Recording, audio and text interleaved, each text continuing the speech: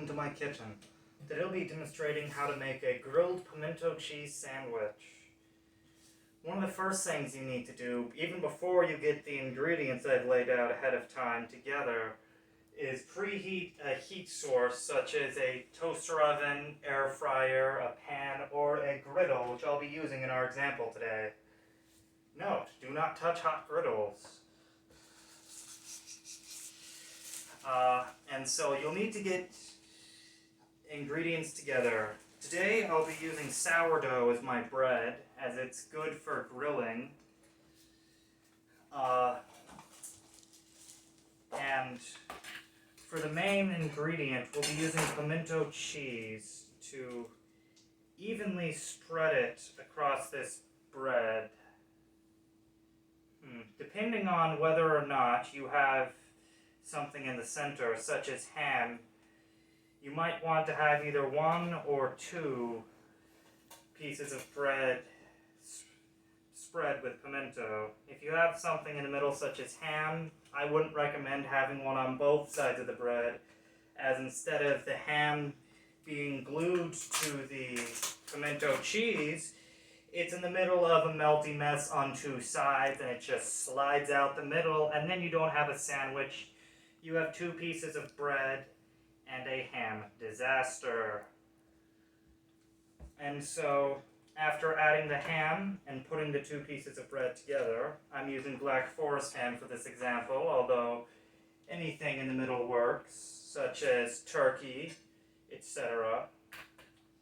And I'll be using a separate knife to butter it, because you should always butter something if you're going to be putting it on a griddle or in a pan to grill it, because it affects the bread and makes it softer and adds that good butter flavor. Spreading the butter is the hardest part, if you ask me, because butter is a much more difficult substance to work with than the pimento cheese spread I'm using. So that's one side buttered.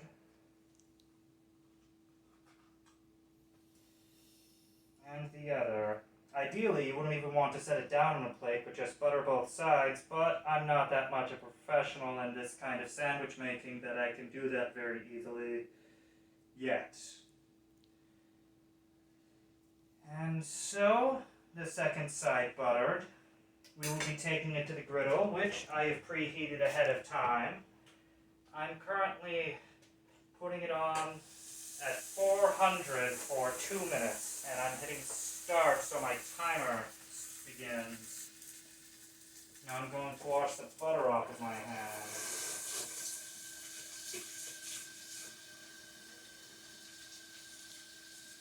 And for the moment, we just need to wait for about a minute and a half.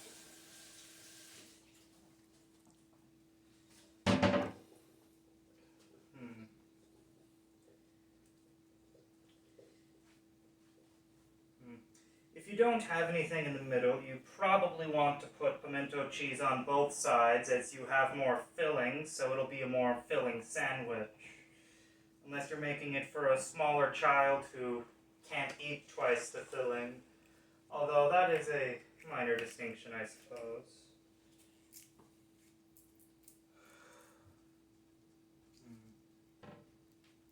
Let's see how this is looking. Normally, I'd put it on for about 3.5 minutes at 300, but for the sake of brevity, I turned up the temperature and turned down the time for this specific sandwich. And now we need to do some cleanup, such as putting away certain ingredients and disposing of knives, for instance, into the sink.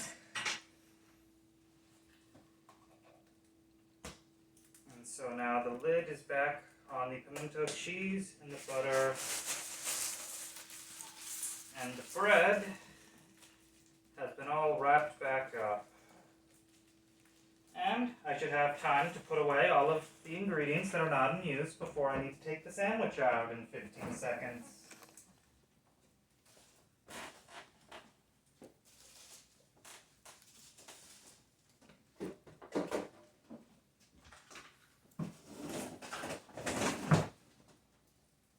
Perfect, right on schedule.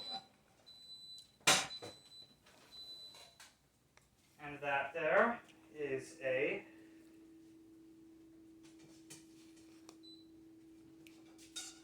lightly grilled pimento cheese sandwich. Thank you for listening to my demonstration. And of course, you can always add a side, such as chips. But that will be all. Thank you very much for listening in today, and I will see you next time.